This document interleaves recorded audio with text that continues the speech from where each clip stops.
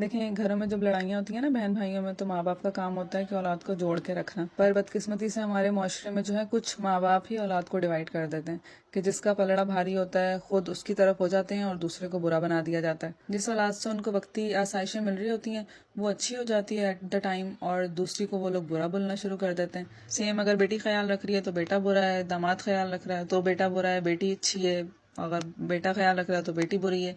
तो ये सारी चीज़ें जो हैं ये माँ बाप जो है औलाद में एक उनका माइंडसेट बना देते हैं। ऐसे माँ बाप के जो बच्चे होते हैं वो बेचारे अपने ही घर में किसी रेस में लगे हुए होते हैं कि कभी एक बुरा तो दूसरा अच्छा, दूसरा बुरा तो पहला अच्छा, बस यही चल रहा होता है इनके घरों में। ये चीज़ें इतनी स्ट्रांग हो जाती हैं कि फिर यही बहन भाई आपस में मिलना जुलना तो दूर, शादियों के बाद बात तक करना गवारा नहीं करते। वालिदैन खुद तो ये सारे काम करके इस दुनिया से चले जाते हैं, पर ये नफरतें जो होती हैं वो नस्ल दर नस्ल चलती ही रहती हैं। कसूरवार आखिर कौन है, औलाद है या फिर माँ बाप है? औलाद तो माँ बाप के लिए सदका जारिया होती है ना, तो फिर क्या बनेगा आखिरत में इस तरह के माँ बाप का जो खुद ही अपनी औलाद को तोड़कर इस दुनिया से चले जाते हैं और पूरी जिंदगी औलाद इसी तरह रहती है। उन बेचारों के अपने ही घर में कोई कंपटीशन चल रहा होता है कि देखो इस भाई के पास ये है तुम्हारे पास ये नहीं है, देखो उस बहन के पास ये है तो तुम्हारे पास ऐसा नहीं है।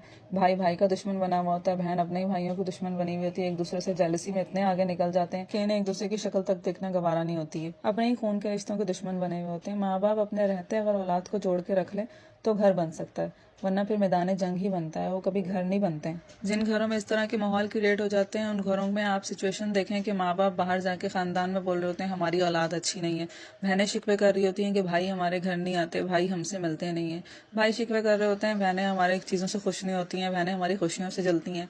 तो मतलब ये सब एक दूसरे को ही बुरा बोल रहे होते हैं। तो आखिर इन सब चीज़ों में कसूरवार आखिर कौन होता है? माँ बाप होते हैं जिन्होंने औलाद की तरबियत ऐसी कर दी, या फिर औलाद ऐसी है? औलाद तो ऐसे खुद से नहीं बन जाती है, कंपटीशन करना तो फिर माँ बाप ही सिखा देते हैं इन सब चीज़ों में। ये वो हकीकतें हैं जिनको झुटलाया नहीं जा सकता। ये हमारे माशरे में काफ़ी घरों में ये सारी चीज़ें होती हैं, और कई जगहों पे तो इस तरह के बहन भाइयों में जब माँ बाप मर भी जाएं तो आके माँ बाप के जनाजे पे भी एक दूसरे की शक्लें देखना ये लोग पसंद नहीं करते। इसमें माँ बाप को ही चाहिए कि अपने वक्ती आराम और आसाइशों की खातिर अपनी औलाद का फ्यूचर तबाह ना करें, इन्हें जोड़ना सिखाएं।